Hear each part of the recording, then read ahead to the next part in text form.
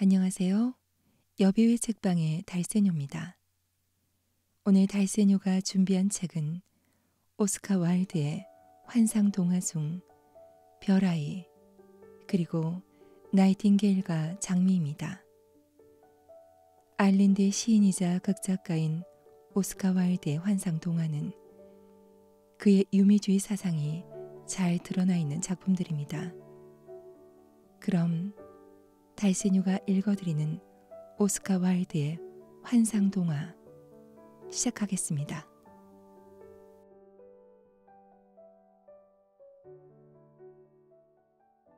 아주 오래전 어느 날의 일이었다. 살을 애는 추위가 몰아치는 겨울밤. 가난한 나무꾼 둘은 소나무가 울창한 숲을 지나 집으로 돌아가고 있었다. 땅 위에도 나뭇가지에도 눈이 수북이 쌓였고 서리로 얼어붙은 장가지들이 두 나무꾼의 머리 위로 자꾸만 툭툭 부러졌다. 두 사람이 폭포의 산에 다다랐을 때 얼음 왕에게 입맞춤을 당한 폭포는 허공에 꼼짝 않고 얼어붙어 있었다. 동물들과 새들 역시 혹한의 날씨에 혀를 내둘렀다. 늑대는 다리 사이로 꼬리를 축 늘어뜨린 채 덤불숲을 어슬렁대며 으르렁거렸다. 날씨 한번 정말 끔찍하군. 대체 나라에선 뭐들 하고 있는 거야? 방울새가 제잘거렸다. 난 알아. 난 알아. 늙은 돼지가 죽어서 이제 땅에 묻으려고 하얀 수의를 입혀놓은 거야. 돼지는 곧 결혼식을 올릴 거래. 그래서 신부 드레스를 입은 거야. 맷 비둘기들이 서로 속닥거렸다. 작고 귀여운 그들의 분홍빛 발이 추위에 꽁꽁 얼었지만 이 상황을 낭만적으로 받아들이는 것이 그들의 의무라고 생각했다. 말도 안 돼. 늑대는 화를 냈다. 내가 장담하는데 이건 모두 나라 탓이라고. 내 말에 동의하지 않으면 다 잡아먹어버릴 테다. 늑대는 철저한 현실주의자로 말싸움에서는 절대 지는 법이 없었다. 타고난 철학자인 딱따구리가 말했다. 나 같으면 말이야. 원자 이론 따위를 설명하려고 애쓰지는 않을 거야. 그러면 그런 거고 저러면 저런 거지. 지금은 그저 날씨가 엄청 춥다는 사실이 중요해. 정말로 날씨는 지독하게 추웠다. 키 큰 전나무 속에 사는 작은 다람쥐들은 몸을 따뜻하게 하려고 서로 코를 비벼댔고 토끼들은 굴 안에서 잔뜩 웅크린 채 밖으로 나오려고 하지 않았다. 이런 날씨에 신난 건 수리 부엉이들 뿐이었다. 그들은 깃털이 찬 서리에 빳빳하게 얼어붙는 줄도 모르고 노란색 커다란 눈망울을 이리저리 굴리며 숲에서 서로에게 외치고 있었다. 부엉부엉, 부엉부엉, 날씨 한번 끝내주는구나. 나무꾼들은 커다란 징이 박힌 부츠를 신고 손가락으로 힘차게 휘파람을 불며 쌓인 눈을 빠드득 밟으며 쉬지 않고 걷고 있었다. 그러다가 깊은 눈구덩이에 빠지기라도 하면 맷돌을 돌리는 방앗간 주인처럼 온몸이 새하얗게 되어서 빠져나왔고 미끄러운 늪지대 얼음 위에서 넘어지면 쏟아진 장작단을 주워 다시 꾸러미를 동여매야 했다. 그들은 눈의 품 안에서 잠드는 것이 얼마나 무서운지를 잘 알고 있었으므로 길을 잃지 않으려고 긴장하고 있었다. 그들은 이 세상의 나그네들을 두루 돌봐준다는 선한 성자 마틴을 굳게 믿고 다시 조심스럽게 길을 찾아 나섰고 마침내 숲이 끝나는 지점에 이르렀다. 저 아래쪽 골짜기로 그들이 사는 마을의 불빛이 보였다. 무사히 집에 돌아오게 된 나무꾼들은 기뻐서 웃음을 터뜨렸다. 그들에게 돼지는 한 송이 은꽃이요. 달은 한 송이 금꽃 같았다. 하지만 한바탕 웃고 나자 자신들의 가난한 처지가 불현듯 떠올라 그들의 마음은 다시 무거워졌다. 한 나무꾼이 말했다. 세상은 우리 같은 가난뱅이가 아니라 부자들을 위해서 돌아가는데 우린 뭐가 좋아서 웃고 떠들지? 차라리 숲에서 얼어 죽거나 들짐승에게 잡아먹히는 편이 낫겠어. 다른 나무꾼이 맞장구 쳤다. 그러게 말일세. 누구는 가진 게 많고 누구는 가진 게 적으니 세상은 어찌 이렇게 불공평하게 돌아가는지. 공평한 거라곤 슬픔밖에 없는 것 같네. 그들이 넋두리를 하는 동안 갑자기 이상한 일이 벌어졌다. 하늘에서 눈부시게 빛나는 아름다운 별 하나가 떨어진 것이다. 그 별은 다른 별들을 지나치며 아래로 미끄러져 내려와 조그만 양우리 바로 옆에 있는 버드나무 숲을 뒤로 떨어졌다. 두 나무꾼은 놀라서 눈을 크게 뜨고 바라보다 별이 떨어진 자리를 가리키며 말했다. 저기에 황금 단지가 있을 거야. 찾는 사람이 임자라고. 그들은 금을 찾았다는 생각에 힘껏 달려갔다. 두 나무꾼 중 한 나무꾼이 먼저 버드나무 숲을 헤치고 들어갔다. 그곳에는 정말로 흰 눈 위에 금처럼 보이는 무언가가 놓여 있었다. 그는 재빨리 다가가 몸을 굽혀 손을 뻗었다. 그것은 별이 새겨진 진기한 금박 망토였는데 여러 겹으로 포개져 있었다.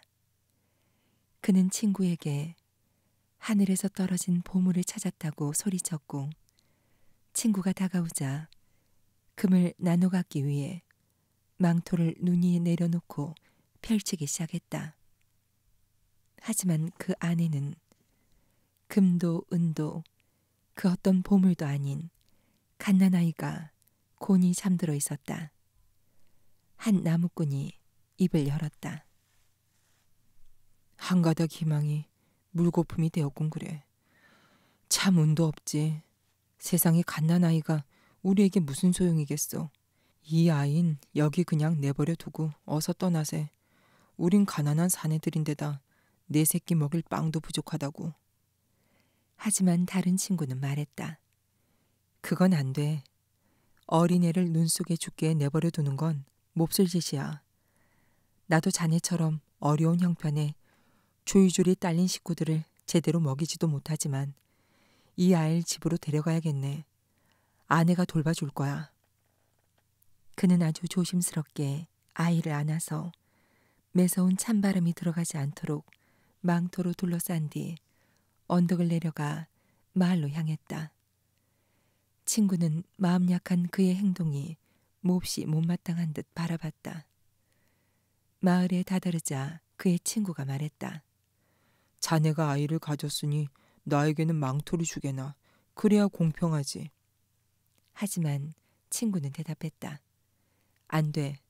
이 망토의 주인은 자네나 내가 아니라 바로 이 아이일세. 그는 친구에게 축복의 인사를 한 뒤 자신의 집으로 가 문을 두드렸다. 아내는 무사히 돌아온 남편을 보자 그의 목에 팔을 두르고 입맞춤을 했다. 그런 다음 그가 짊어지고 있던 장작 다발을 내려주고 장화에 묻은 눈까지 털어준 후 그에게 안으로 들어오라고 했다. 하지만 그는 문가에 서서 꿈쩍도 하지 않았다. 여보, 숲에서 뭔가를 발견했는데 당신이 좀 맡아줘야겠어. 그게 뭔데요? 어디 봐요. 안 그래도 살림살이가 팍팍해서 필요한 게 한두 가지가 아니에요. 그는 망토를 펼쳐 잠들어 있는 갓난아기를 보여주었다. 세상에 여보, 우리 애들만으로도 벅차서 미칠 지경인데 남이 내다 버린 애를 키우라고요? 아내는 몹시 화를 냈다. 그렇지만 이 아이는 별아이야. 그는 이렇게 말하고 어떻게 아이를 발견했는지 설명했다. 하지만 아내는 화를 가라앉히기는커녕 남편을 매섭게 쏘아붙이더니 급기야 울음을 터뜨렸다. 우리 아이들도 배를 고를 지경인데 남의 자식까지 먹여 살려야 해요? 우리를 돌봐줄 사람이 있기라도 하냐고요. 하지만 신은 참새들까지도 돌보시고 먹여주셔. 겨울이 되면 참새들도 굶어 죽어요. 지금은 겨울이라고요. 하지만 그는 아무런 대꾸도 없이 문가에 서서 꿈쩍하지 않았다. 열린 문으로 숲에서 불어온 매서운 바람이 들이닥치자 아내는 몸을 움츠리고 벌벌 떨며 말했다. 찬바람이 들어와서 추워요. 문 좀 닫으세요. 마음이 차가운 사람이 사는 집인데 찬바람인들 안 들어오겠소? 그는 대꾸했다. 아내는 말없이 난로가로 바싹 다가서더니 몸을 돌려 그를 바라봤다. 아내의 눈가에는 눈물이 가득 맺혀 있었다. 비로소 그는 재빨리 집으로 들어와 아이를 아내의 품에 안겨주었다. 아내는 아이에게 입을 맞춘 뒤 막내가 누워있는 작은 침대에 누웠다. 다음날 나무꾼은 진기한 황금 망토를 큰 상자에 넣었고 그의 아내도 아이의 목에 걸려있던 호박석 목걸이를 끌러 그 안에 넣었다. 그날부터 별아이는 나무꾼의 자식들과 함께 자라났고 그들과 같은 식탁에 앉아 밥을 먹고 함께 놀았다. 마을 사람들은 해가 갈수록 몰라보게 아름다워지는 별아이를 신기한 눈으로 쳐다보곤 했다. 다른 형제들은 까무잡잡하고 머리털이 시커먼 반면 별아이는 잘 다듬은 상아처럼 살결이 희고 고왔고 고수머리는 마치 수선화 꽃받침 같았다. 입술은 붉은 꽃잎 같았고 두 눈은 맑은 강옆에 피어난 제비꽃 같았으며 몸은 한 송이 수선화 같았다. 하지만 아름다운 외모는 별아이에게 거만하고 매정하고 이기적인 마음을 심어주었다. 그는 나무꾼의 자식들은 물론 마을의 또래들을 모조리 무시하면서 자신은 별에서 태어난 고귀한 신분이지만 그들은 미천한 집안의 아이들이라고 깔봤다. 별아이는 자신이 왕이라도 된 듯 친구들을 하인처럼 부렸다. 게다가 인정머리라고는 눈꽃만큼도 없어서 거지나 장님, 절름발이 같이 몸이 불편한 사람들이 보이면 다른 곳에 가서 구걸하라며 그들에게 돌을 던져 길가로 내쫓았다. 그래서 흉포한 추방자가 아니고서는 두 번 다시 그 마을에 도움을 청하러 오는 이는 없었다. 별아이는 아름다운 것이라면 뭐든 우러러 봤지만 힘없고 못난 사람들은 죄다 손가락질하며 비웃었다. 무엇보다도 그는 자기 자신을 무척 사랑했다. 바람이 잔잔한 여름날이면 신부의 과수원 안에 있는 우물 옆에 누워서 그 안에 비친 자신의 모습을 바라보며 한없이 흐뭇해했다. 나무꾼과 그의 아내는 그런 별아이를 자주 나무랐다. 우리는 너에게 잘해주었는데 넌 왜 의지할 곳 없고 가난한 사람들에게 못되게 구는 거니? 늙은 신부도 자주 별아이를 앉혀놓고 살아있는 모든 생명체를 사랑하는 법을 가르치려 애썼다. 파리 한 마리도 네 형제란다. 그러니 해치지 말거라. 숲에서 날아다니는 들새도 그 나름의 자유가 있단다. 그러니 재미로 새를 잡아서는 안 된다. 발 없는 도마뱀도 두더지도 모두 신께서 만드셨다.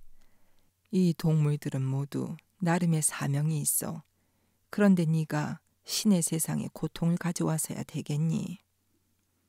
하지만 별아이는 어른들의 말씀을 귀담아 듣기는커녕 얼굴을 잔뜩 찌푸리고 친구들에게 돌아가 대장 노릇을 하곤 했다. 친구들은 별아이를 따랐다. 별아이는 외모가 빼어난 데다 춤을 잘 추고 피리를 불며 노래도 만들 줄 알았기 때문이었다. 별아이가 앞장서면 아이들은 어디든 뒤따랐고 별아이가 무슨 일을 시키든 군말 없이 했다. 별아이가 날카로운 갈대로 두더지의 침침한 눈을 찌르면 아이들은 환호성을 질렀고 별아이가 나 환자를 향해 돌을 던지면 아이들은 깔깔 웃어댔다. 별아이는 매사에 우두머리 행세를 했고 아이들의 마음은 별아이처럼 차가워져 갔다. 그러던 어느 날 허름한 거지 여인이 그 마을을 지나게 되었다. 여인의 옷은 낡아서 너덜너덜해져 있었고 두 발은 거친 길을 걷느라 피가 흘러 차마 눈뜨고 볼 수 없을 지경이었다. 지친 여인은 밤나무 아래에 앉아 쉬고 있었다. 그때 마침 여인을 발견한 별아이는 친구들에게 말했다. 저기 봐. 예쁘고 푸른 나무 밑에 더러운 거지가 앉아 있잖아. 어서 가서 쫓아버리자. 저 여자는 못생기고 역겹다고. 별아이는 가까이 다가가 여인을 향해 돌을 던지며 욕을 했다. 여인은 두려움에 가득 찬 눈으로 아이를 바라보면서 한시도 그에게서 눈을 떼지 않았다. 바로 그때 근처 마당에서 장작을 패던 나무꾼이 그 모습을 보고 달려와 아이를 꾸짖었다. 정말 너는 얼음처럼 차갑고 매정한 아이구나. 도대체 이 가엾은 여인이 너에게 무슨 잘못을 했다고 이렇게 못되게 구는 거냐. 그러자 별아이는 화가 머리끝까지 치밀어 벌개진 얼굴로 쿵쿵 발을 구르며 말했다. 내가 뭘 하든 무슨 상관이에요? 난 당신 아들도 아니니까 나에게 명령하지 마세요. 뭐라고? 숲에서 발견한 너를 불쌍해서 데리고 왔더니. 여인은 나무꾼의 말이 끝나자마자 갑자기 큰 소리로 울부짖더니 정신을 잃고 쓰러졌다. 나무꾼은 여인을 집으로 데려갔고 그의 아내는 여인을 간호했다. 이윽고 여인이 깨어나자 나무꾼 부부는 고기와 마실 것을 갖다 주었다. 하지만 여인은 아무것도 입에 대지 않은 채 나무꾼에게 물었다. 저 아이를 숲에서 발견했다고 하셨죠? 혹시 그날이 10년 전 오늘 아닌가요? 네, 맞습니다. 10년 전 바로 오늘 저 아이를 숲에서 발견했죠. 그 말을 들은 여인은 흥분해서 물었다. 저 아이에게 어떤 징표 같은 것이 없었나요? 목에 호박색 목걸이를 걸고 있지 않던가요? 그리고 별이 수놓인 금박 망토에 쌓여있지 않던가요? 맞습니다. 나무꾼은 상자에서 망토와 호박색 목걸이를 꺼내 여인에게 보여주었다. 여인은 그것을 보자마자 흐느끼며 말했다. 저 아이는 숲에서 잃어버린 제 아들입니다. 부탁입니다. 제발 제 아이를 제게 돌려주세요. 아들을 찾느라 온 세상을 떠돌아다녔습니다. 나무꾼과 그의 아내는 밖으로 나가 별아이를 불러 말했다. 집에 들어가 보거라. 네 엄마가 널 기다리신다.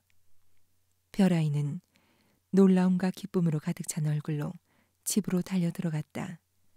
하지만 자신을 기다리고 있는 여인을 보자 경멸 섞인 미소를 지으며 말했다. 도대체 우리 엄마가 어디 있다는 거지? 여긴 역겨운 거지 여편네밖에 없는데? 그러자 여인이 입을 열었다. 내가 네 엄마란다. 미쳤군. 별아이는 사납게 소리쳤다. 난 당신 아들이 아니야. 당신은 거지에다가 못생기고 누더기 차림이잖아.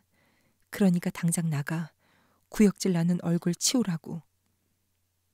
하지만 아가, 넌 숲에서 낳은 진짜 내 아들이란다. 도적대가 널 빼앗아가 죽게 내버렸단다. 여인은 이렇게 외치며 무릎을 꿇고 아이를 향해 두 팔을 벌리고 나지막이 속삭였다. 처음 봤을 때 난 널 알아봤단다. 그리고 너에게 있던 징표 역시 알아봤어. 금방 망토와 호박석 목걸이 말이야. 아들아, 널 찾느라 온 세상을 다 헤맸단다. 이제 나와 함께 가자. 엄마 네 사랑이 필요해. 여인은 고통에 못 이겨 흐느껴 울었지만 별아이는 그 자리에 꼿꼿이 선 채 마음의 문을 굳게 닫아버렸다. 별아이는 단호하고 비정한 목소리로 말했다. 당신이 정말로 내 엄마라면 더 이상 나에게 창피를 주지 말고 멀리 떠나세요. 난 거지의 아이가 아니라 별의 아이예요. 그러니 당장 꺼져요. 다신 내 눈앞에 나타나지 말아요. 여인은 슬픔에 울부짖었다. 아들아, 그렇다면 내가 가기 전에 나에게 입맞춤을 해주겠니? 널 찾느라 고생한 나를 위해 말이야. 싫어요. 당신은 너무 흉측해요. 당신에게 입을 맞추느니 두꺼비나 독사에게 입을 맞추는 게 낫겠어요. 그 말에 여인은 일어서더니 쓰디쓴 눈물을 흘리며 숲으로 사라졌다. 여인이 가버리자 별아이는 다시 기분이 좋아져서 친구들에게 달려갔다. 하지만 친구들은 별아이를 보자마자 놀려대기 시작했다. 넌 두꺼비같이 못생겼고 독사처럼 징그러워. 그러니까 썩 꺼져. 정원 밖으로 쫓겨난 별아이는 우물로 가서 얼굴을 비춰봤다. 그런데 그의 얼굴은 두꺼비로 변해 있었고 몸에는 독사처럼 비늘이 돋아있는 것이 아닌가. 풀밭에 털썩 쓰러진 별아이는 울면서 중얼거렸다. 이건 모두 내가 죄를 저질러서 일어난 일이야. 엄마를 만났는데도 못되게 굴고 잘난 척하고 내쫓아버려서 이렇게 된 거야. 엄마를 찾아야겠어. 엄마를 꼭 찾아서 용서를 빌 거야. 그때 나무꾼의 어린 딸이 다가와서 별아이의 어깨에 손을 얹으며 말했다. 좀 못생겼으면 어때? 우리랑 살자. 우린 널 놀리지 않을 거야. 그러나 별아이는 대답했다. 안 돼. 난 우리 엄마에게 못되게 굴어서 벌을 받았어. 온 세상을 다 뒤져서라도 엄마를 찾아 용서를 빌어야만 해. 별아이는 숲으로 달려가 엄마를 불렀지만 아무런 대답도 없었다. 하루가 다 가도록 별아이는 엄마를 불렀고 해가 지자 나뭇잎을 침대 삼아 잠을 잤다. 하지만 새와 동물들은 별아이에게 괴롭힘을 당했던 기억에 모두 달아났다. 두꺼비만이 아이를 지켜봤고 독사만 그 곁을 스멀스멀 기어갈 뿐이었다. 날이 밝자 별아이는 잠에서 깨어나 나무에서 쓰디쓴 열매를 따먹은 뒤 서럽게 울면서 드넓은 숲을 헤매고 다녔다. 그리고 누군가와 마주칠 때마다 엄마를 본 적이 있는지 물었다. 그는 두더지에게 물었다. 두더지야, 땅 밑으로 다니다가 혹시 우리 엄마를 본 적이 있니? 그러자 두더지는 대답했다. 넌 내 눈을 멀게 했어. 그런데 내가 어떻게 볼 수가 있니? 별아이는 붉은 가슴방울 새에게 물었다. 넌 높은 나무 꼭대기까지 날아올라 아래를 훤히 내려다볼 수 있잖아. 그래서 말인데 우리 엄마를 본 적이 있니? 그러자 붉은 가슴방울 새는 대답했다. 넌 장난으로 내 날개를 잘라버렸어. 그런데 내가 어떻게 날 수 있겠어? 별아이는 전나무에서 홀로 사는 어린 다람쥐에게 물었다. 혹시 우리 엄마가 어디 있는지 아니? 그러자 다람쥐는 대답했다. 넌 우리 엄마를 죽였어. 어쩌면 넌 네 엄마도 죽일지 모르겠다. 별아이는 고개를 푹 숙인 채 눈물을 흘리며 그들이 자신을 용서해 주길 빌었고 거지 여인을 찾기 위해 온 숲을 뒤지고 다녔다. 그런데 사흘째가 되던 날 숲의 끝자락에 다다른 별아이는 평지로 내려갔다. 별아이가 마을을 지날 때마다 동네 아이들은 놀려대며 돌을 던졌고 농부들은 행여 저장해 놓은 곡식에 곰팡이가 필까봐 별아이가 외양간에서 자는 것조차 허락하지 않았다. 일꾼들도 흉측한 몰골의 별아이를 내쫓았고 아무도 별아이를 동정하지 않았다. 3년 동안 별아이는 엄마를 찾아 온 세상을 헤맸다. 그러나 그 어디에서도 엄마의 소식은 들을 수 없었다. 길을 가다 엄마와 비슷해 보이는 여인이 보이면 애타게 부르며 뒤쫓아갔지만 별아이는 엄마를 따라잡을 수 없었다. 근처에 있던 사람들조차 엄마는 물론 그와 비슷한 사람조차 본 적이 없다고 잡아떼면서 슬픔에 잠긴 별아이에게 야유를 보냈다. 3년이라는 긴 시간 동안 별아이가 돌아다녔던 세상에는 그를 위한 어떤 사랑도 따스한 친절도 자비도 존재하지 않았다. 어느 날 저녁 돌벽으로 둘러싸인 한 도시의 성문 앞에 다다른 별아이는 고단하고 아픈 발을 끌며 안으로 들어가려 했다. 하지만 보초를 서고 있던 병사들은 민을창으로 입구를 막으며 사납게 물었다. 이 도시에는 무슨 일로 왔냐? 제발 들어가게 해주세요. 전 엄마를 찾고 있어요. 우리 엄마가 이 도시에 있을지도 몰라요. 별아이가 대답하자 병사들은 콧방귀를 뀌었고 그중 한 병사는 검은 수염을 흔들어 보이며 방패를 내려놓고 큰 소리로 말했다. 네 엄마가 널 보면 좋아하시지 않을 텐데. 넌 진흙 속에 사는 두꺼비보다 못생겼고 늪을 기어다니는 독사보다도 흉측하니 말이야. 그러니 어서 꺼져. 네 엄마는 이곳에 없어. 손에 노란 깃발을 들고 있던 다른 병사가 물었다. 넌 왜 엄마를 찾고 있느냐? 우리 엄마는 저처럼 거지인데 제가 못되게 굴었습니다. 엄마가 이 도시에 살고 있다면 제가 가서 용서를 빌 수 있게 해주세요. 별아이가 애걸했지만 병사들은 아랑곳하지 않고 창으로 아이를 쿡쿡 찔러댔다. 아이가 울며 돌아서는 순간 황금꽃이 박힌 갑옷을 입고 날개 달린 사자가 얹혀있는 투구를 쓴 군인이 다가오더니 이 도시에 들어오려는 자가 누구인지 물었다. 거지의 자식인 한 거지아이가 들어오려고 했는데 저희가 쫓아냈습니다. 병사들은 대답했다. 그러지 말고 거지 녀석을 노예로 팔도록 해라. 달콤한 포도주 한 사발을 받고 말이야. 그때 마침 근처를 지나던 사악하게 생긴 노인이 그들을 불러 세웠다. 내가 그 값에 저 녀석을 사겠소. 노인은 값을 치른 뒤 별아이의 손을 잡아 끌어 도시 안으로 사라졌다. 노인과 별아이는 끝도 없이 긴 거리를 지나 벽에 석류나무 가지가 드리워진 조그만 문 앞에 섰다. 노인이 조각된 벽옥이 달린 반지로 문을 건드리자 문이 열렸고 그들은 노쇠로 된 층계를 5계단 내려가 곧바로 검은 양귀비와 찰흙을 구워 만든 초록색 항아리로 가득 찬 정원으로 갔다. 노인은 쓰고 있던 터번에서 무늬가 새겨진 비단 스카프를 꺼내 별아이의 눈을 가리고 앞장 세웠다.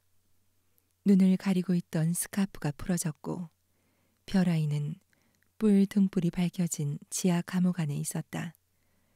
노인은 곰팡이가 핀 빵이 담긴 나무 접시를 별아이 앞에 내려놨다.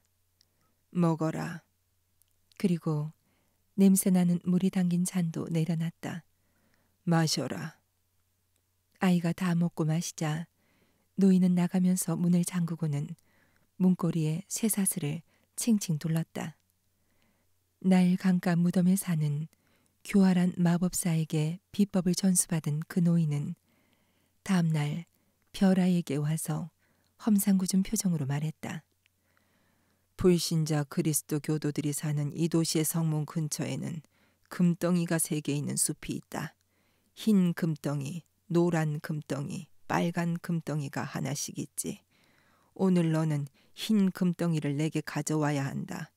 만약 가져오지 못하면 매 100대를 맞게 될 거야. 지금 당장 가거라. 해가 지면 정원 문 앞에서 기다리고 있겠다. 반드시 흰 금덩이를 가져와야 한다. 그러지 않으면 넌 무사하지 못할 게야. 노인은 무늬가 새겨진 비단 스카프로 별아이의 눈을 가린 뒤 양귀비가 피어있는 정원에 지나 노쇠로 된 층계를 5계단 올라가 반지로 조그만 문을 연 뒤 아이를 거리로 내보냈다. 별아이는 도시의 성문을 빠져나와 마법사가 말한 숲으로 갔다. 겉으로 보기에 그 숲은 노래하는 새와 향기로운 꽃으로 가득 찬 무척 아름다운 숲이었다. 별아이는 기분 좋게 그 안으로 들어갔다. 하지만 그렇게 아름다운 숲도 별아이에게만은 냉담했다. 별아이의 발길이 닿는 곳마다 땅속에서 날카로운 찔레 가시가 솟아나와 그를 가로막았고 도고른 쐐기풀은 그를 쏘아댔으며 엉겅퀴는 가시둘로 그를 찔러댔다. 별아이는 쓰라린 아픔에 괴로워했다. 그는 아침부터 한낮까지, 한낮부터 해질녘까지 온 사방을 헤맸지만 어디에서도 마법사가 말한 흰 금덩이를 찾을 수 없었다. 날이 어두워지자 별아이는 서글프게 울면서 집으로 향했다. 눈앞에 어떤 운명이 도사리고 있는지 잘 알기 때문이었다. 그러던 중 숲 끝자락에 다다른 별아이는 덤불 속에서 고통에 찬 울음소리를 들었다. 별아이는 자신의 슬픔도 잊은 채 소리가 나는 쪽으로 달려갔고 거기서 사냥꾼이 쳐놓은 덫에 걸린 작은 토끼 한 마리를 발견했다. 별아이는 불쌍한 생각이 들어 토끼를 풀어주며 말했다. 나는 한낱 노예에 불과하지만 그래도 너의 자유를 돌려줄게. 그러자 토끼는 말했다. 당신이 제게 자유를 주셨으니 저는 무엇으로 보답을 하면 좋을까요? 난 흰 금덩이를 찾는 중인데 어디에도 눈에 띄지 않아. 만약 그걸 주인에게 가져가지 못하면 난 매를 맞게 된단다. 별아이가 대답하자 토끼는 말했다. 따라오세요. 제가 안내해 드릴게요. 전 금덩이가 어디 숨겨져 있는지 그걸 어디에 쓰는지 알아요. 별아이는 토끼를 따라갔다. 그런데 이게 웬일인가. 커다란 떡갈나무에 갈라진 틈 속에 그토록 찾아다니던 흰 금덩이가 있는 게 아닌가. 별아이는 뛸 듯이 기뻐하며 금덩이를 집어들고 말했다. 넌 내가 준 도움을 몇 배로 갚고 내가 베푼 친절에 100배로 보답하는구나. 아니에요. 당신이 저를 도와주셔서 저도 당신께 보답을 한 것뿐이에요. 토끼는 말을 끝내자 폴짝폴짝 뛰어 사라졌고 별아이도 도시로 향했다. 도시의 성문 앞에는 나환자가 앉아 있었다. 그는 머리에 회색 천으로 된 고깔을 푹 눌렀었지만 가느다란 틈새로 보이는 두 눈은 시뻘겋게 달궈진 석탄처럼 빛나고 있었다. 그 나환자는 별아이가 다가오자 나무 그릇을 두드리고 종을 울리며 말했다. 난 도시 밖으로 쫓겨났단다. 나에게 한 푼만 다오. 안 그러면 난 굶어 죽을 게야. 제 바랑에 금이 있긴 한데 이걸 주인에게 가져가지 않으면 매를 맞을 거예요. 전 주인의 노예거든요. 별아이는 안타까운 목소리로 말했다.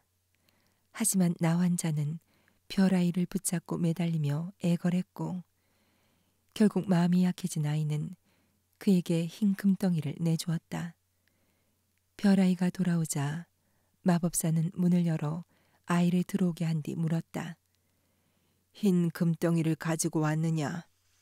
아니요. 그 말을 들은 마법사는 곧장 달려들어 아이를 때리고는 아이 앞에 빈 나무 접시를 내려놓으며 말했다. 먹어라. 또 빈잔을 내려놓으며 말했다. 마셔라. 그리고 아이를 다시 지하 감옥에 가뒀다. 다음날 마법사는 별아이에게 와서 말했다. 오늘 내게 노란 금덩이를 가져오지 않으면 널 평생 노예로 삼고 300대를 때리겠다. 별아이는 숲으로 가서 온종일 노란 금덩이를 찾아다녔지만 금덩이는 없었다. 날이 어두워지자 별아이는 주저앉아 울기 시작했다. 바로 그때 별아이가 덫에서 구해주었던 작은 토끼가 어디선가 나타났다. 토끼는 아이에게 물었다. 왜 울고 있어요? 난 이 숲속에 숨겨진 노란 금덩이를 찾고 있는데 그걸 가져가지 못하면 주인이 날 때리고 평생 노예로 삼을 거래. 절 따라오세요. 토끼는 외치며 숲을 가로질러 연못이 있는 곳까지 뛰어갔다. 노란 금덩이는 연못 바닥에 놓여 있었다. 넌 날 2번이나 구해주는구나. 이 은혜를 어떻게 갚아야 하지? 아니에요. 당신이 먼저 저를 도와주셨잖아요. 토끼는 이렇게 말하고 순식간에 사라졌다. 별아이는 노란 금덩이를 건져 바랑에 넣은 뒤 서둘러 도시로 향했다. 하지만 나 환자는 아이가 오는 것을 보더니 달려와 그 앞에 무릎을 꿇고 울음을 터뜨렸다. 나에게 한 푼만 다오. 안 그러면 난 굶어 죽을 거야. 제 바랑에 노란 금덩이가 하나 있지만 그걸 가져가지 않으면 주인이 절 때리고 평생 노예로 삼을 거예요. 별아이가 말했지만 나 환자는 더욱 애절하게 아이에게 매달렸다. 결국 별아이는 그에게 노란 금덩이를 내주었다. 별아이가 마법사의 집에 다다르자 마법사는 문을 열어 아이를 들어오게 한 뒤 물었다. 노란 금덩이를 가지고 왔느냐? 아니요. 그 말을 들은 마법사는 곧장 달려들어 아이를 때리고는 쇠사슬로 묶어 지하 감옥에 쳐넣었다. 다음날 마법사는 별아이에게 와서 말했다. 오늘 나에게 빨간 금덩이를 가져오면 널 풀어줄 것이고 그렇게 못하면 널 죽여버리겠다. 별아이는 숲으로 가서 온종일 빨간 금덩이를 찾아다녔지만 아무리 찾아도 빨간 금덩이는 없었다. 저녁이 되자 별아이는 주저앉아 울기 시작했다. 바로 그때 작은 토끼가 호련히 나타났다. 당신이 찾고 있는 빨간 금덩이는 당신 뒤에 있는 동굴 안에 있어요. 그러니 울지 마세요. 내가 이 신세를 어떻게 다 갚아야 하지? 넌 날 3번이나 구해주었구나. 별아이는 울면서 말했다. 당신이 먼저 저를 도와주셨잖아요. 토끼는 이렇게 말하고 순식간에 사라졌다. 별아이는 동그란 구석진 곳에서 빨간 금덩이를 찾아냈고 그걸 바랑에 넣은 뒤 서둘러 도시로 향했다. 그런데 아이가 오는 것을 본 나 환자는 길 한가운데 서서 고래고래 소리를 질러댔다. 나에게 빨간 금덩이를 다오. 안 그러면 난 죽을 거야. 결국 또다시 마음이 약해진 별아이는 그에게 빨간 금덩이를 내주었다. 하지만 어떤 일이 기다리고 있는지 잘 알고 있는 별아이의 마음은 무겁기만 했다. 그런데 놀라운 일이 벌어졌다. 별아이가 도시의 성문을 지나는 순간 보초병들이 머리를 조아리고 경의를 표하고 구름같이 모여든 사람들은 그를 뒤따르며 큰 소리로 외쳤다. 아름다운 우리의 왕이시여, 세상에서 폐하만큼 아름다우신 분은 없습니다. 별아이는 결국 울음을 터뜨리며 혼잣말을 했다. 사람들이 날 깔보는구나. 내 처량한 신세를 비웃고 있어. 별아이는 벌떼처럼 몰려든 군중의 틈바구니에서 길을 잃고 왕의 궁전이 있는 넓은 광장까지 떠밀려 가게 되었다. 그러자 궁전의 문이 열리더니 사제와 도시의 고관들이 뛰어나와 별아이를 맞이했고 머리를 조아리며 공손히 말했다. 당신은 저희가 그토록 기다리던 이 도시의 주인이신 왕의 아드님이십니다. 그 말을 들은 별아이는 의아해졌다. 전 왕의 아들이 아니라 불쌍한 거지 여인의 아들입니다. 그때 황금꽃이 박힌 갑옷을 입고 날개 달린 사자가 얹혀있는 투구를 쓴 군인이 방패를 내밀었다. 방패를 들여다본 별아이는 예전의 아름다운 얼굴로 돌아와 있는 자신을 보고 깜짝 놀랐다. 그리고 자신의 눈 속에서 전에는 보지 못했던 무언가를 발견했다. 사제와 고관들은 무릎을 꿇고 말했다. 바로 오늘 저희를 다스리실 분이 오신다는 예언이 오래전부터 전해져 왔습니다. 그러니 이 왕관을 쓰시고 이 호를 드시고 자비와 정의로 저희를 다스려 주십시오. 그러자 별아이는 말했다. 전 그럴 자격이 없습니다. 절 낳아주신 어머니에게 등을 돌리고 외면했으니까요. 어머니를 찾아 용서를 빌기 전까지는 한시도 쉬지 않을 겁니다. 그러니 절 보내주세요. 별아이는 이렇게 말하고 고개를 돌려 성문으로 이어지는 거리 쪽을 쳐다봤다. 바로 그때 그는 병사들을 에워싸고 있는 수많은 인파 속에서 자신의 어머니인 거지 여인을 발견했다. 그리고 바로 옆에는 좀 전까지 길가에 앉아있던 나 환자가 똑바로 서 있었다. 별아이는 놀랍고 기쁜 마음으로 달려가 무릎을 꿇은 뒤 상처난 어머니의 발에 입을 맞추고 눈물로 그 발을 적셨다. 별아이는 고개를 푹 숙이고 목매어 울며 말했다. 어머니, 자만했던 시절 전 어머니를 외면했어요. 하지만 이제 뉘우치고 겸손을 배웠으니 절 받아주세요.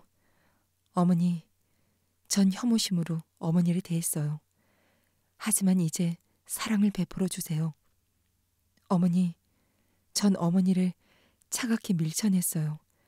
하지만 이제 어머니의 자식을 받아주세요. 그러나 거지 여인은 아무런 말이 없었다. 그러자 별아이는 손을 뻗어 나 환자의 허연 발을 붙잡고 말했다. 전 3번이나 당신을 도와주었어요. 그러니 어머니께서 저에게 한마디만이라도 하게 해주세요. 하지만 나 환자 역시 아무런 말이 없었다. 별아이는 또다시 울먹이며 말했다. 어머니, 저는 너무 고통스럽습니다. 제발 절 용서해 주세요. 마침내 거지 여인은 별아이의 머리에 손을 얹더니 말했다. 일어나거라. 이어서 나 환자 역시 별아이의 머리에 손을 얹고 말했다. 일어나거라. 별아이는 일어서서 그들을 바라봤다. 그런데 이럴 수가. 그들은 바로 왕과 여왕이었다. 여왕은 별아이에게 말했다. 네가 도움을 주었던 이분이 바로 네 아버지시다. 왕 역시 별아이에게 말했다. 너의 눈물로 2발을 적셨던 이분이 네 어머니시다. 그들은 별아이의 목에 입을 맞추고 궁전으로 데려가 귀한 예복을 입히고 머리에 왕관을 씌운 뒤 손에는 호를 쥐어주었다. 그렇게 해서 별아이는 강 옆에 있는 도시를 다스리는 왕이 되었다. 그는 모든 백성에게 자비를 베풀었으며 사악한 마법사는 추방시켰다. 나무꾼 부부에게는 귀한 선물을 듬뿍 보냈고 그 자식들 역시 큰 영광을 누리게 했다. 그리고 새나 짐승들에게 잔인한 짓을 저지르는 자는 엄벌에 처했고 가난한 자에게는 빵을 나눠주며 그 나라는 평화와 번영으로 충만했다. 하지만 그의 다스림은 오래가지 못했다. 그의 고뇌가 너무도 컸고 시험에 따른 시련은 너무도 가혹했기에 3년 만에 그는 세상을 떠났다. 그리고 뒤이어 사악하기 그지없는 자가 왕이 되었다.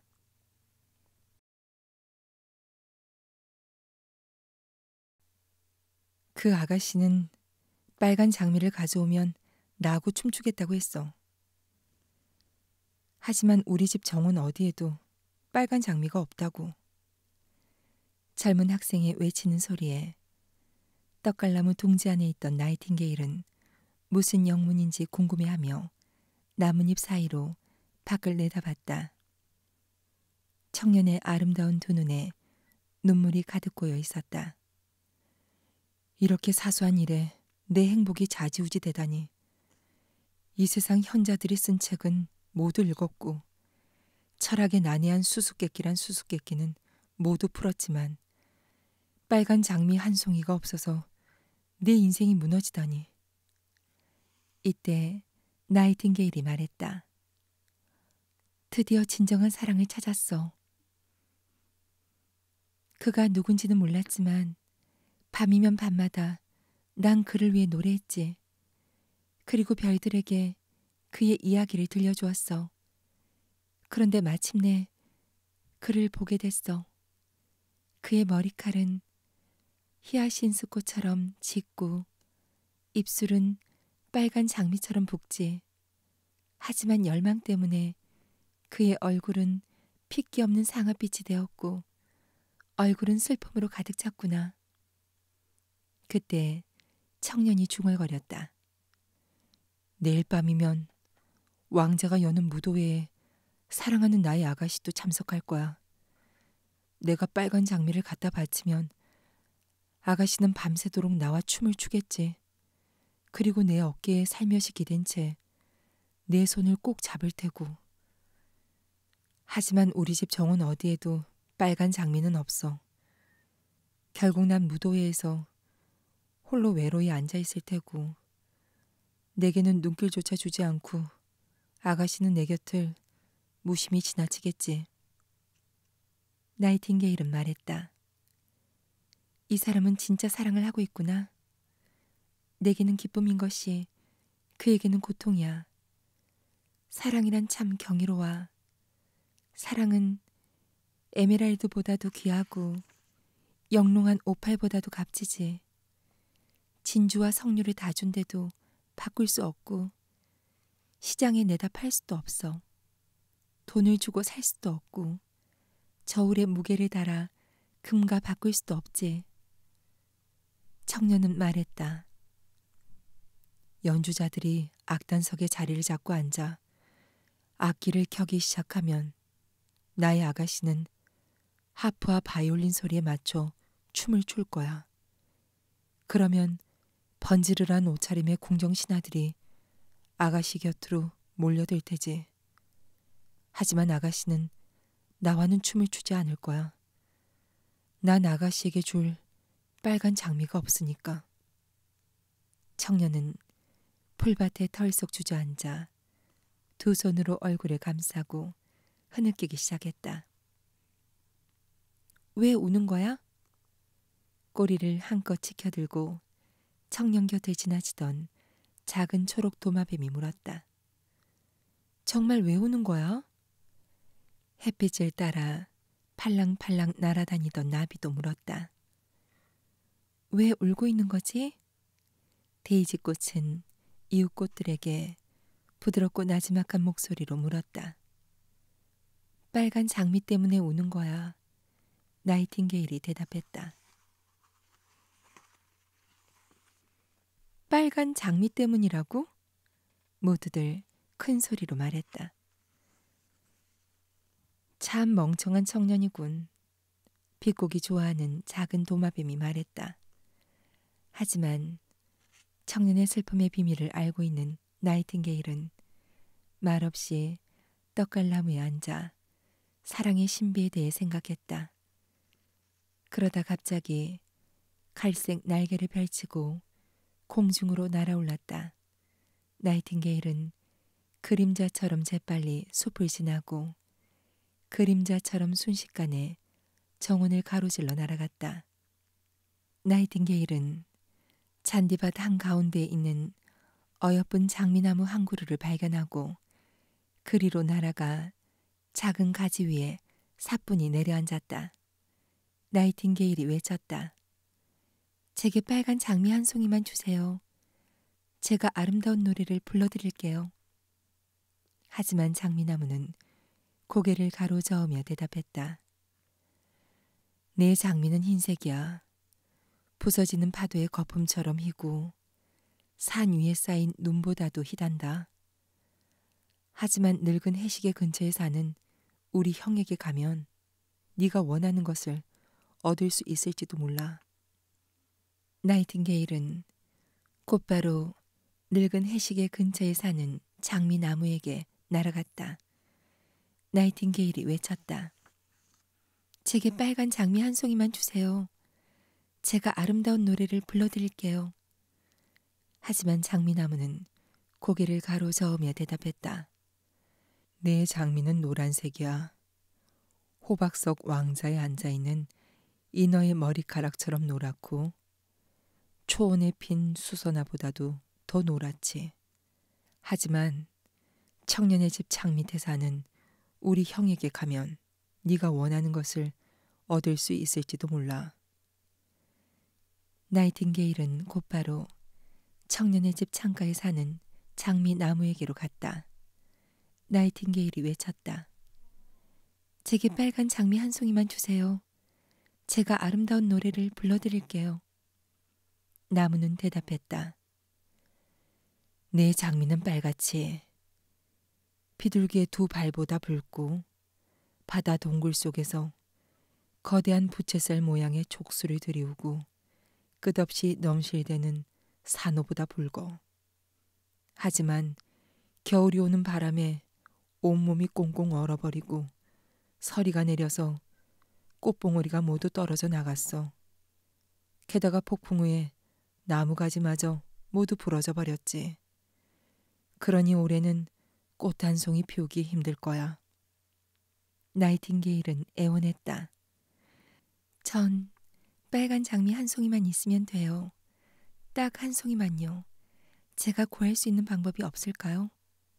나무가 대답했다. 방법이 있긴 하지. 하지만 너무 끔찍해서 차마 내 입으로 말할 수가 없구나. 말해주세요. 저는 하나도 무섭지 않아요. 나이팅게일의 말에 나무가 대답했다. 빨간 장미를 얻으려면 네가 달빛 속에서 노래를 불러 스스로 장미꽃을 피워내고 네 심장의 피로 그 꽃을 물들여야 해. 그리고 내 가시에 가슴을 대고 노래를 불러야 해. 네가 밤새도록 내게 노래를 불러주면 가시는 네 가슴 속 깊이 박히겠지. 그러면 너의 뜨거운 피가 내 몸 구석구석으로 퍼져 결국엔 내 피가 된단다. 나이팅게일이 외쳤다. 빨간 장미 한 송이에 죽음은 엄청난 대가로군요. 이제 더 이상 푸른 숲에 앉아 황금 마차를 탄 태양과 진주 마차를 탄 달을 구경할 수 없겠군요. 산사나무와 골짜기에 숨어 사는 초롱꽃과 언덕 위에서 바람에 살랑대는 희숫꽃의 달콤한 향기도 더 이상 맡을 수가 없을 테고요. 하지만 사랑은 생명보다 소중하고 사람의 심장에 비하면 새 한 마리의 심장은 아무것도 아니죠. 나이팅게일은 갈색 날개를 펼치더니 공중으로 날아올랐다. 나이팅게일은 그림자처럼 빠르게 숲을 지나고 그림자처럼 순식간에 정원을 가로질러 날아갔다. 청년은 나이팅게일이 떠나왔던 그 자리에 그대로 쓰러져 있었고 그의 아름다운 두 눈은 아직도 눈물로 젖어 있었다. 나이팅게일이 힘껏 외쳤다. 이제 걱정 마세요. 빨간 장미를 곧 얻게 될 테니까요. 내가 달빛 속에서 노래를 불러 장미꽃을 피워내고 내 심장의 붉은 피로 장미를 물들일 거예요. 제가 바라는 건 당신이 진정한 사랑을 하게 되는 거예요. 사랑은 철학보다 더 지혜롭고 권력보다 더 강하니까요. 그의 날개와 몸은 타오르는 불꽃 같아. 그의 입술은 꿀처럼 달콤하고 그의 숨결은 유향과도 같지. 청년은 풀밭에서 고개를 들어 귀를 기울였지만 나이팅게일이 무슨 말을 하는지 알아들을 수 없었다. 그러나 떡갈나무는 나이팅게일의 말을 듣고 몹시 슬퍼했다. 그는 자신의 가지 위에 둥지를 들었던 작은 나이팅게일을 무척 좋아했다. 떡갈나무는 속삭였다. 내게 마지막으로 노래를 불러주렴. 네가 가버리고 나면 난 무척 외로울 거야. 나이팅게일은 항아리 속에서 방글방글 솟아오르는 물방울 같은 목소리로 떡갈나무에게 노래를 불러주었다. 나이팅게일의 노래가 끝나자 청년은 일어서더니 주머니에서 공책과 연필을 꺼내 들었다. 청년은 숲을 걸으며 중얼거렸다. 아가씨는 예의가 바르지만 감정은 없는 것 같아. 사실 아가씨는 다른 예술가들과 다를 바가 없어. 형식과 예의를 지킬 줄은 알지만 진심이라고는 전혀 찾아볼 수가 없지. 남을 위해 자신을 희생하는 일도 물론 없을 테고 머릿속에는 오로지 음악뿐이야. 본래 예술은 이기적이니까. 물론 아가씨의 목소리는 무척 매력적이지만 말이야. 하지만 목소리가 아름다워 봤자 아무 의미도 아무 쓸모도 없어. 청년은 방으로 들어가 볼품없는 작은 침대에 누워 자신의 사랑에 대해 생각했다. 잠시 후 그는 잠들었다. 하늘 높이 달이 떠오르자 나이팅게일은 장미나무로 날아가 자신의 가슴을 장미 가시에 갖다 댔다. 밤이 새도록 나이팅게일은 가시에 가슴을 꽉 붙인 채 노래를 불렀고 수정처럼 차가운 달은 비스듬히 몸을 기울여 노래를 들었다. 그렇게 나이팅게일의 노래가 밤새 이어지는 동안 가시는 점점 나이팅게일의 가슴 속으로 파고들었고 마침내 뜨거운 피가 흘러나왔다. 나이팅게일은 소년과 소녀의 마음 속에서 싹트는 사랑을 노래했다. 그러자 장미나무 맨 꼭대기의 가지에서 아름다운 장미 한 송이가 피어났다.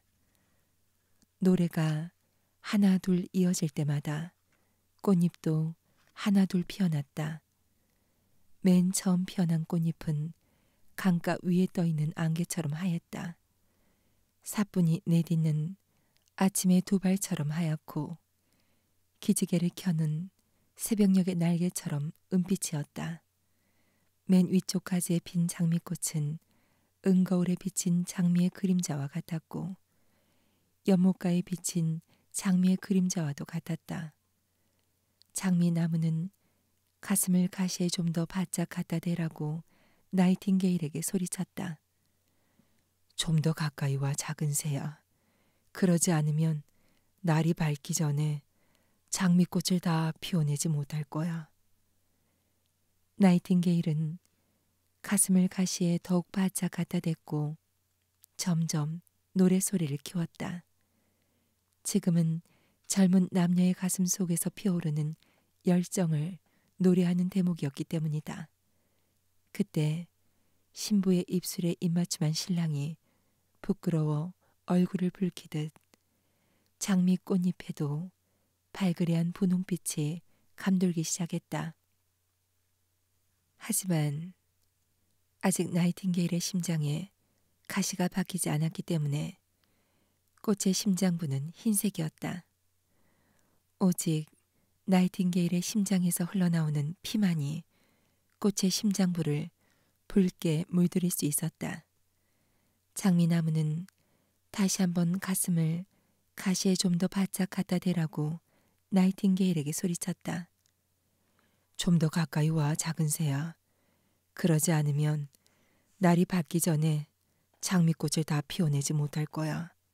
나이팅게일은 가슴을 더욱 바짝 갖다 댔고 가시가 나이팅게일의 심장을 찔렀다. 그러자 타는 듯 격렬한 고통이 나이팅게일의 온몸으로 퍼져나갔다. 하지만 고통이 크면 클수록 나이팅게일의 노래는 더욱 고조되었다. 나이팅게일은 죽음으로써 비로소 완성되는 사랑, 무덤 속에서 결코 잠들지 않는 사랑을 노래했다. 마침내 아름다운 장미는 동력 하늘에서 피어난 듯 진한 핏빛으로 물들었다. 겹겹이 둘러싸인 꽃잎은 선명한 진홍빛이었고 꽃의 심장부 역시 루비처럼 붉었다. 하지만 나이팅게일의 노랫소리는 점차 희미해졌고 작은 두 날개는 힘없이 파닥이기 시작했으며 두 눈은 빛을 잃기 시작했다. 노랫소리는 점점 희미해져 갔고 나이팅게일은 숨이 막히는 것을 느꼈다. 마지막으로 나이팅게일은 온 힘을 다해 노래 한 곡조를 토해냈다. 그 노랫소리에 날이 밝아오는 것도 잊은 채 하얀 달은 하늘에 머물러 있었다. 붉은 장미는 황홀한 듯 몸을 떨면서 차가운 아침 공기 속에서 꽃잎들을 활짝 피웠다. 메아리는 언덕이 자신의 보랏빛 동굴로 노랫소리를 실어 날랐고 잠이 덜 깬 양치기를 깨웠다. 노랫소리는 강가의 갈대숲까지 퍼져나갔고 그 사랑의 메시지는 바다까지 퍼져나갔다. 장미나무가 소리쳤다. 이것 좀 봐. 이제야 꽃을 피워냈어. 하지만 나이팅게일은 아무런 대답이 없었다. 그저 가슴에 가시가 박힌 채 주검이 되어 무성한 풀밭에 누워있을 뿐이었다. 한낮이 되자 청년은 창문을 열고 밖을 내다봤다. 빨간 장미잖아. 이런 장미는 난생 처음 보는군. 나에게 이런 행운이 찾아오다니. 이렇게 아름다운 장미라면 분명히 라틴어 학명도 길겠지? 그는 몸을 내밀어 장미를 꺾었다. 그리고 장미를 손에 들고 교수의 집으로 달려갔다. 교수의 딸은 문간에 앉아 푸른 명주실을 실패에 감고 있었고 그 발치에는 작은 개 한 마리가 엎드려 있었다. 청년은 외쳤다. 빨간 장미를 가져오면 저와 함께 춤을 추겠다고 했죠. 제가 세상에서 가장 붉은 장미를 가져왔어요. 오늘 밤 아가씨 왼쪽 가슴에 이 장미를 꽂으세요.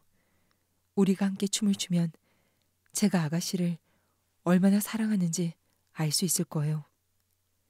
하지만 교수의 딸은 불쾌한 표정을 지으며 말했다. 그 꽃은 제 드레스에 어울리지 않아요. 궁정 고관의 조카는 제게 귀한 보석을 보냈어요.